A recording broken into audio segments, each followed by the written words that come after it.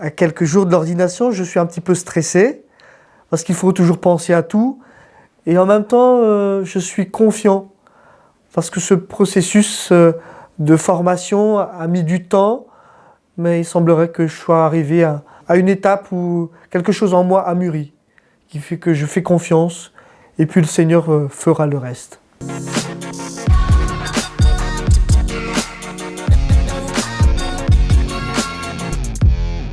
Cet appel, c'est d'abord la rencontre avec la personne du Christ qui s'est approfondie lors de mes études supérieures et lors d'un temps d'adoration, un temps de prière avec des jeunes.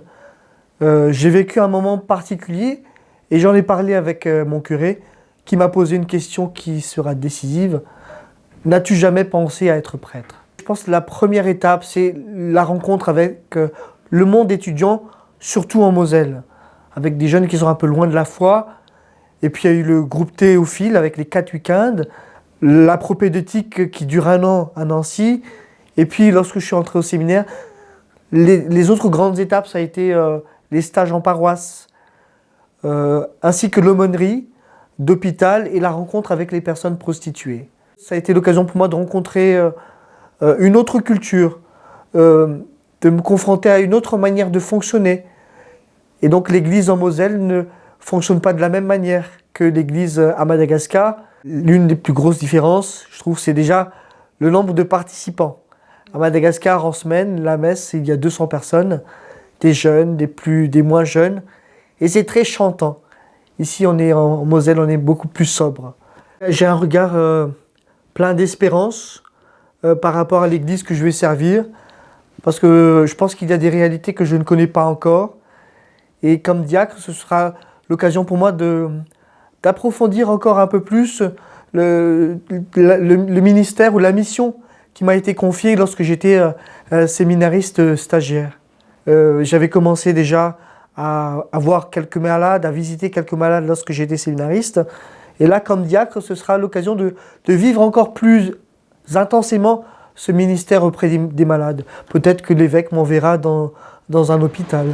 Le jour où la communauté chrétienne rassemblée célébrait la liturgie. Et c'est ça qui est intéressant, bien sûr. En 2014, je suis envoyé par mon évêque pour poursuivre une formation en France, au grand séminaire de Metz. Je serai ordonné pour le diocèse de Thanh Hoa au Vietnam.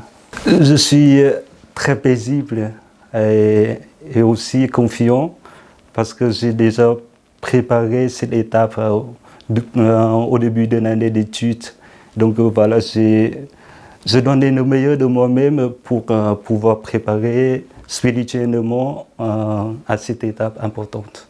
J'ai reçu mon appel quand j'avais 7 ans, à un âge très jeune. Une fois, j'ai regardé la croix et il y a une phrase qui résonne en moi en disant que le Seigneur Jésus a donné sa vie pour moi et à mon tour, je veux aussi donner ma vie pour lui et pour le monde. Et donc, mon appel commence par cet appel-là. Ensuite, en 2011, je suis entré au pré-séminaire de Thanh Hoa au Vietnam. Après 3 ans, en 2014, je suis envoyé en France. La différence entre la vie paroissienne en France et au Vietnam, on a l'impression que la vie paroissienne est beaucoup plus vivante parce que ce sont aussi les jeunes paroisses au Vietnam et une jeune église aussi. En France, on voit une des difficultés, voilà, on voit il y a moins de pratiquants, la vie de la paroisse, on envisage une nouvelle évangélisation. Mais pour moi, c'est très enrichissant parce que je viens d'ailleurs et j'ai 2 regards différents.